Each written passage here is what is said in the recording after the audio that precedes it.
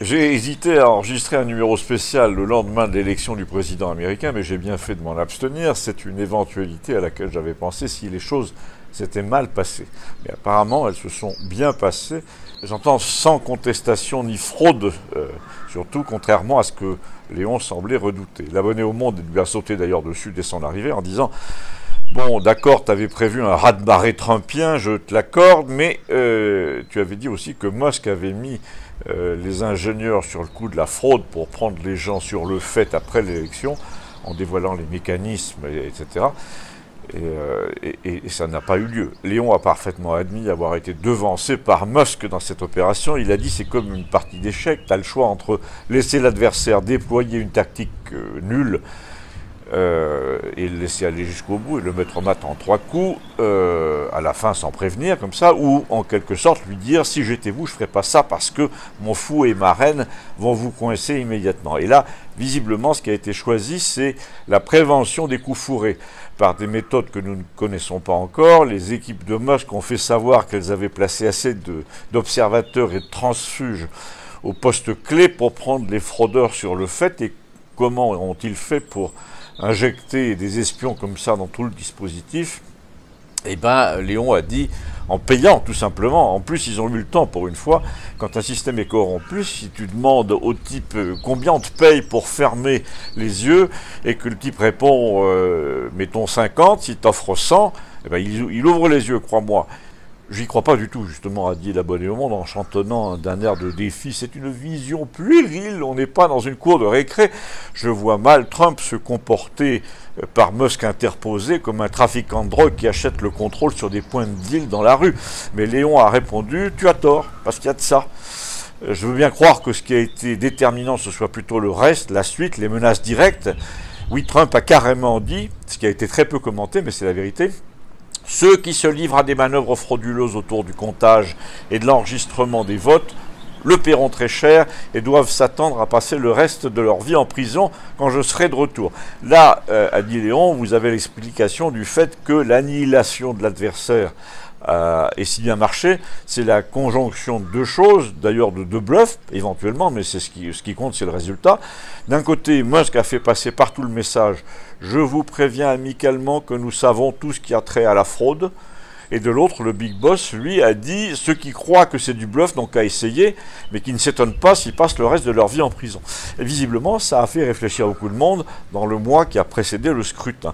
D'autant que, a dit Léon, pour quiconque a les chiffres dans le sang, une évidence surgit immédiatement après l'élection. Il suffit de voir les scores. La Kamala a fait 65 millions de votes. À l'élection de 2016, la Hillary avait fait 65 millions de votes aussi. Tu remontes, Obama en 2012 a fait 65 millions. Donc tu te dis, l'effectif démocrate est normalement, durablement autour de 65 millions. Or, en 2020, que fait Biden comme score? Eh bien, il fait 81 millions. Donc soit il est très doué, soit c'est un bandit. Tu te dis, d'où viennent ces 15 millions d'électeurs en plus par rapport, je veux dire, à tous ses copains démocrates habituellement. D'abord, ils ne vont pas lever tous les lièvres à la fois, mais celui-là sera levé un jour ou l'autre, une fois que Musk aura réuni toutes les preuves. Mon intuition est qu'il y a eu vol d'élection. Mon intuition est que Trump, en laissant pisser en 2020, a décidé d'en profiter pour laisser Biden s'engloutir dans le discrédit, pour repérer les traîtres au sein de son propre parti, c'est important aussi, pour constituer des dossiers sur Macron aussi. On nous dit, ils sont dans la hâte, c'est brouillon tout ça. Non, non, il a eu 4 ans, il n'est pas dans la hâte. Pour une fois, Bernard et Suzanne étaient là, et notamment Bernard pour témoigner que Léon était tellement confiant quant à l'issue du vote qu'il lui avait fait acheter 2 ou 3 semaines plus tôt du Bitcoin et du Doge, qui est le Doge, la crypto-monnaie soutenue par Musk. Et Bernard nous a bien fait rire en révélant que la femme de l'abonné au Monde, Louisette, avait suivi les conseils de Léon aussi et s'était enrichie en quelques jours. Elle avait acheté du Doge au point le plus bas avant l'élection, et depuis l'élection, la monnaie crypto de Musk avait pris 30%. D'ailleurs, a dit Léon, je ne sais pas si vous avez remarqué, mais Musk apparemment va être nommé à un nouveau poste créé pour lui au sein du gouvernement. Et comment s'appelle ce nouveau poste? Département of Government Efficiencies, qui donne comme initiale Doge, DOGE. Ne me dites pas que c'est une coïncidence. Pourquoi ferait-il ça?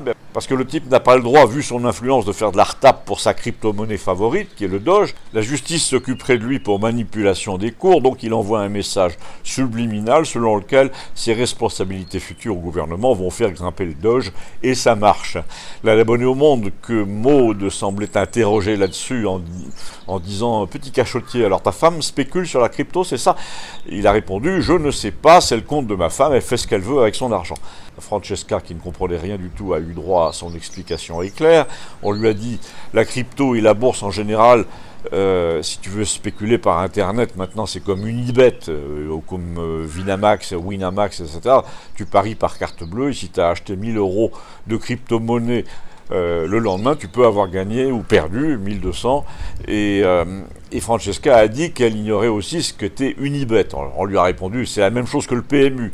On peut jouer par Internet, sauf que là, ce sont des actions ou de la monnaie. Là-dessus, Gustave a demandé si la finance connaissait vraiment l'issue de l'élection depuis 3 semaines. Léon a répondu évidemment. La presse n'en a pas parlé, surtout pas en France, mais pour la finance, c'était acquis depuis longtemps. Gustave a commenté la chose encore un peu, mais visiblement, il avait hâte que nous en finissions avec ce sujet pour nous parler d'un autre sujet et pour l'introduire avant de le faire passer en zone libre. Par crainte des coups de ciseaux, ici, je peux vous dire que le point de départ a été une conversation qu'il avait eue, Gustave, l'autre jour, sous la halle de Villeneuve, au marché, avec un maraîcher qui vendait des légumes et des fruits, beaucoup de poires notamment en ce moment, et qui lui disait cette chose paradoxale, j'ai une production bio, principalement, mais je fidélise aussi mes clients avec 1 ou 2 produits que je vends très très peu cher et qui viennent d'Espagne. À moitié sous le manteau, je les vends, ma belle famille est espagnole, et là j'ai compris que Gustave avait parlé avec lui des inondations qui affectaient l'Espagne, parce que sa belle famille de Tortosa au nord de Valence, mais aussi du côté d'Almeria, et donc lui-même était convaincu du caractère criminel de ces pluies torrentielles. Et donc vous saurez la suite si vous franchissez la ligne de démarcation en appuyant sur l'un des 3 liens ci-dessous comme d'habitude. Merci, à tout de suite.